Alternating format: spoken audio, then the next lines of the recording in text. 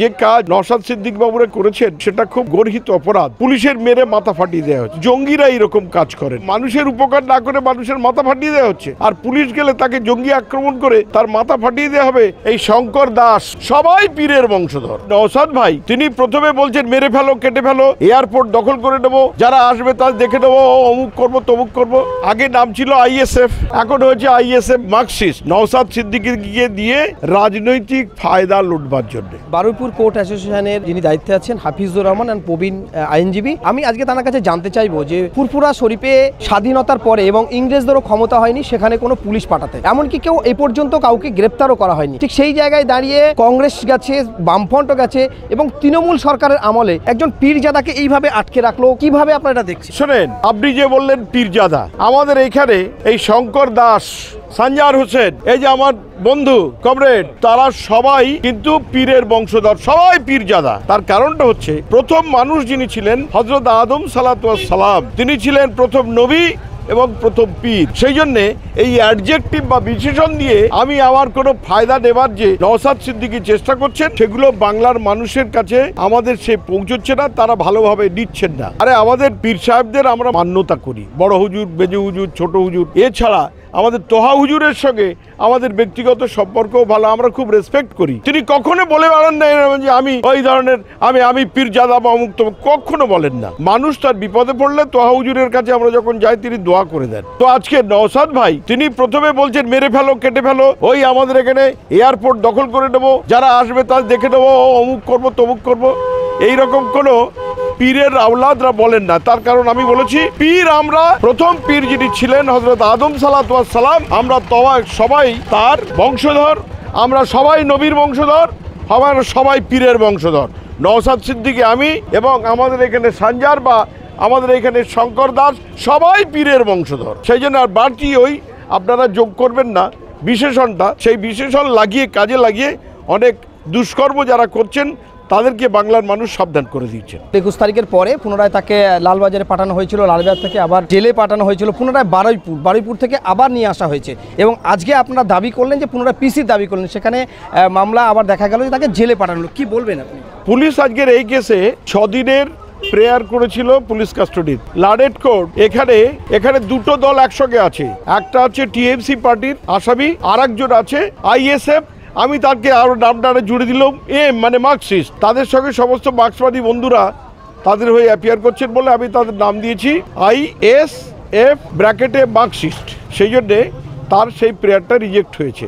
আর একটা জিনিস, আজকের এই আইনের যেটা সবচেয়ে বড় মজার ব্যাপার, নিরপেক্ষভাবে পুলিশ তদন্ত করছেন। 6 দিনের পিসি প্রেয়ার চেয়েছিলেন, কিন্তু ল্যান্ডেড কোর্ট ফার্দার পিসি প্রেয়ারের রাস্তাকে খুলে রেখেছেন। তার কারণ এখানে দুটো কেস আছে পাশাপাশি, 12 এবং 13। সেই কেস দুটোতে বলেছে আপনারা আইওরা আলোচনা করে নিন, ইট ইজ পিসি prayer is open to you. যদি ভবিষ্যতে মনে করেন এর পিসি নেওয়া যাবে তাহলে আপনি সেটা দিতে পারবেন।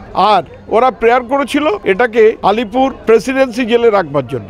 লাডেট কোর্ট বললেন না, আমার জুরিসডিকশনের বাইরে বারুইপুরে নতুন কোর্ট হয়েছে, সেখানে amenity facilities for all the accused person সুন্দর, সেই জন্য তাদেরকে সেখানে রাখা হলো। আর কোনো ডিসক্রিমিনেট করেননি, কোনো রাজনৈতিক দল তিনি দেখেননি, না টিএমসি না এআইএসএফ। আমার কথা যে তার কারণ আসামি। আর যে কাজ নওশাদ সিদ্দিক বাবুরা করেছেন সেটা খুব গর্হিত অপরাধ। পুলিশ যেটা শান্তি রক্ষার জন্য কাজ করেন, দুপক্ষকে মারপিট থাকা দিয়েছিলেন, পুলিশের মেরে মাথা ফাটিয়ে দেওয়া হয়েছে, সরকারি সম্পত্তিকে ধ্বংস করা হয়েছে, আজকের ইট বৃষ্টি করা হয়েছে তার সমর্থকদের দিয়ে। এইভাবে একটা অরাজক অবস্থা। এর আগের দিন আমি বলেছি এই অরাজক অবস্থাটা প্র্যাকটিক্যালি জঙ্গিরা এরকম কাজ করেন। কিন্তু একজন জনপ্রতিনিধি নিজেকে দাবি করলে মানুষের অমঙ্গল কোনো জনপ্রতিনিধি চাইতে পারেন না। সেখানে তার রুলস আছে। একটা জনদরদি একজন এমএলএ সবসময় চাইবেন মানুষের উপকার হোক, তো মানুষের উপকার না করে মানুষের মাথা ফাটিয়ে দেওয়া হচ্ছে। আর পুলিশ গেলে তাকে জঙ্গি আক্রমণ করে তার মাথা ফাটিয়ে দেওয়া হবে, মেরে ফেলার চেষ্টা করা হবে। আর 337 আছে, সরকারি কর্মচারীদের সরকারি কাজে বাধা দেওয়ার জন্য যে আইন সবগুলো প্রয়োগ করা হয়েছে।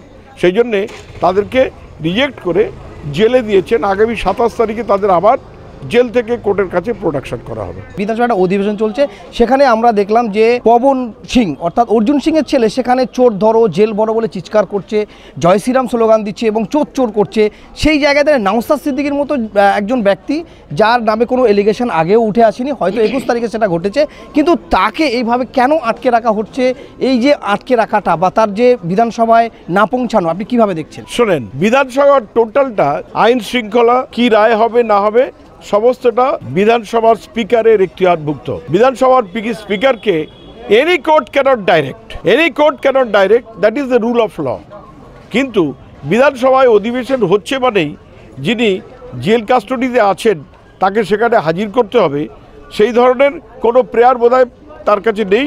আর এটা বলা যায় না একজন আমি জনপ্রতিনিধি অথচ আমি জেল খাটছি বলে আমাকে বিধানসভায় জন্য জামিন দেওয়া হোক, এটা ধোপে টেকে না।